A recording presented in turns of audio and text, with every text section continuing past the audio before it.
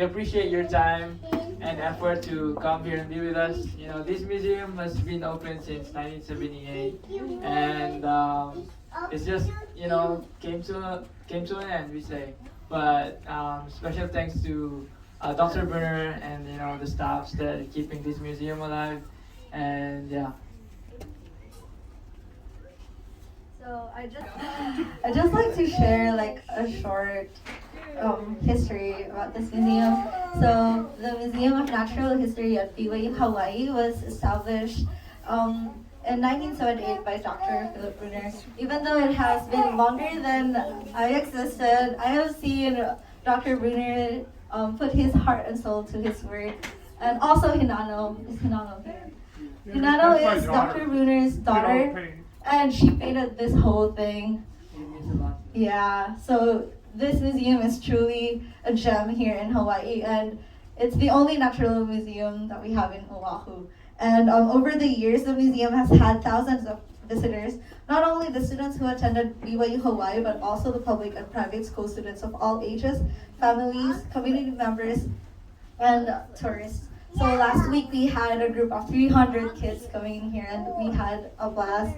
So there are no other museum or zoos in Oahu that offer many of the animals that we have. We have lots and lots of specimens, and we're just really grateful to be a part of this museum.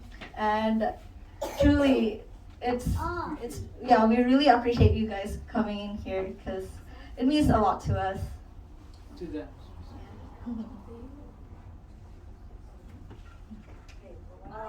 Thank you.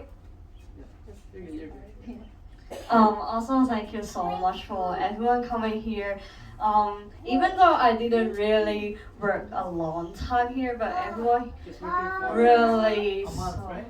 Yeah, I think so. But Dr. Bruner and the co-workers here are really friendly, and then I learned a lot from all of them, and I'm so grateful to be here, like having everyone today as well. So have fun, everyone.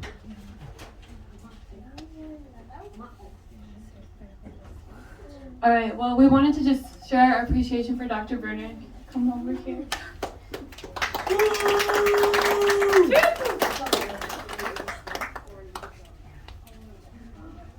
Those have a card for you. Oh, a card. Anybody? Oh, thank you so much.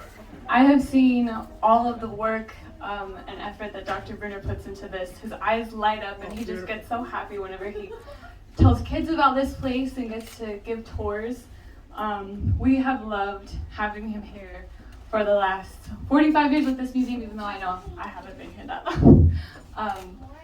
We are just so grateful for everything that Dr. Bruner's done for this museum and for this university. He is also over a lot of our other classes. We have anatomy that he teaches and zoology and different things, and it really wouldn't be the same without Dr. Bruner here and all of the work that he's put into this, and we just all really appreciate and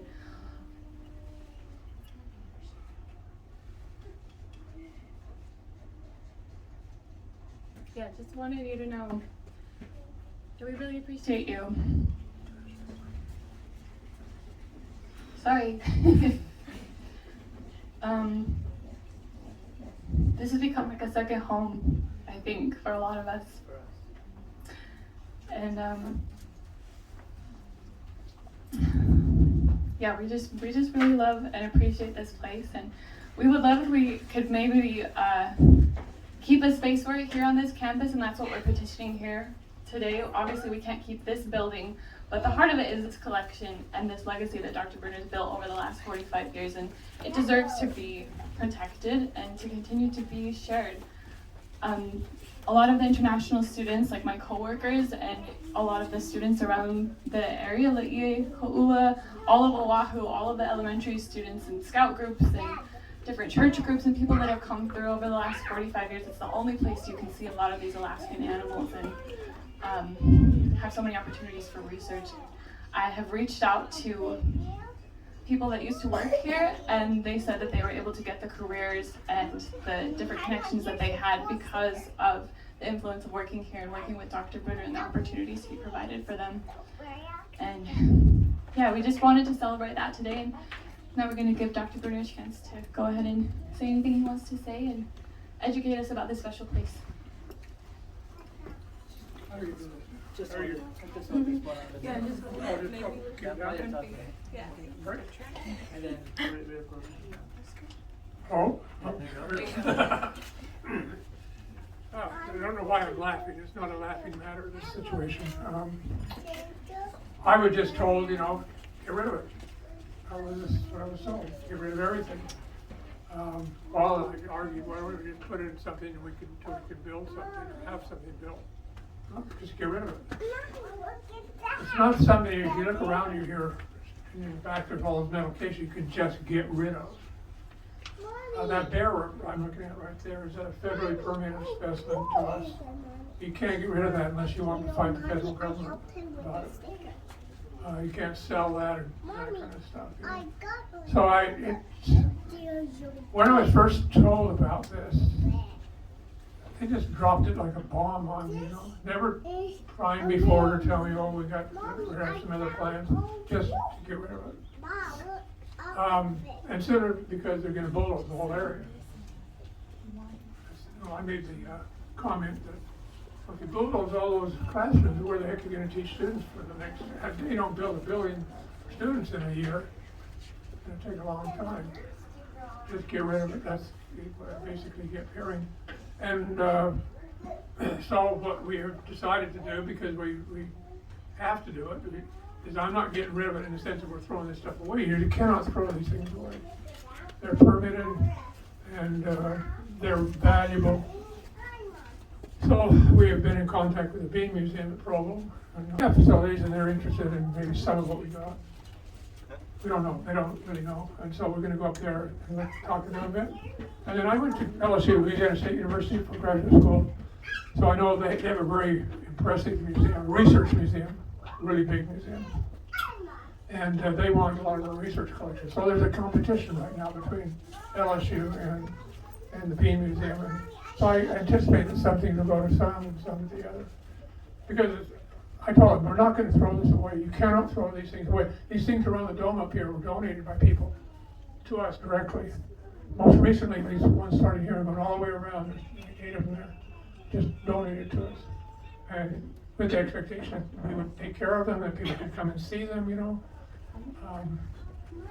Now what am I going to tell them, So I'm caught in this proverbial phrase, in a rock and a hard place. In other words, I have no wiggle room at all. I have no way of doing anything about it other than just complaining, which doesn't help. There's nothing done by complaining because they don't listen to that.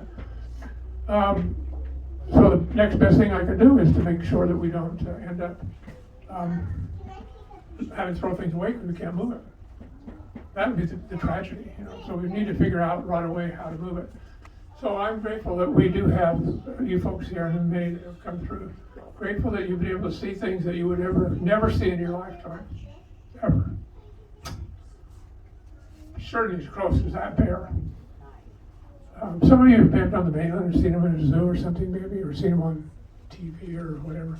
But see it right up like that is a totally different experience. And people have asked, well, why are we got all this stuff? Why don't we, have moose and elephants and all that?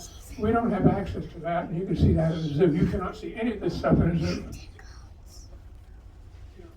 There's some of this stuff up here you can see in zoos that, most of these you can't either, but in the back room there we've got things that you see in the zoo, and we have gotten a lot of things from the zoo over time. And so many of those things back there, the tiger, everything we got back in there is come from one of the zoos. So we're hopeful that they may want them back to display them because they were their property. Those are skeletal mounts, which when we get them, they're no good to make like this. Their skin's all messed up, so we just skeletonize it and put them together. Students put those all together. Oh, no, you mean it's thicker. But I'm grateful for you folks, and especially grateful for these guys. And all the workers that were here from the very beginning. Some of you are here and have been here, worked in here. And it's grown a lot since then. We've added things as we brought them. But this place would not exist without students. I'm a faculty member, but I have no release time for this or any credit for it. You know, I just am around the people who do the real work with these guys. These guys are the ones who do the real work. Meeting groups, skeletonizing things, doing all that sort of stuff. So we're really grateful to them. I am really grateful to them. What else should I say? I just hope that you can always hope against hope that there'll be a change of heart. But that's all I've got left, really. I don't have any other options. And we've had a lot of folks come through, and we're really appreciative of them. I'm really particularly feel bad about all the elementary schools that come, kids that come here. From everything from, you know, second, third, fourth, fifth, sixth graders, you know, from schools all over this island. We just had recently a bunch of classes from Hulu Elementary and IA Elementary here. But they're local ones. We get them coming from private schools, which have a lot of money in town, and the public schools like Kalihi Elementary, which is, if you know Honolulu, Kalihi is not a rich area. It's a low-income habitat area. And all the kids there come from families that don't have a lot. But they, before COVID, they were out here every year. And they'd come in here, sit down right here, and we make a presentation of birds there, because they were going to go up to the refuge in Kaluku after here, do a little service project, and then take them back to town. And they would bring one class after another class after another class all through. It was incredibly fun. And those kids, I'm sure now, still have memories of being in this place. So if you really want to save the world, so to speak, the natural world, the best way to do it is to educate children. Like that. Get them committed to it, and then they will have an interest. If all their only interest is video games and stuff, that's what they get.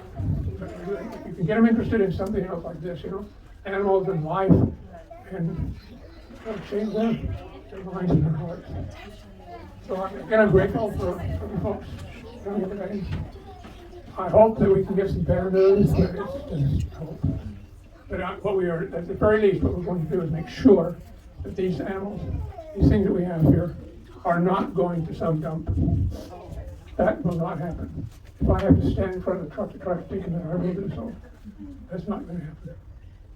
So if you can beat the drum for us, then maybe it will have some effect. Hard to say, you know, but I appreciate all of you folks. And there are many people who have come here over the years, and especially the many who work for the museum. These are very special people. Nothing really good done around here for them. And I know it's going to be hard for them to realize all the work they did, and now it goes away. It's really hard. So thank you for coming today.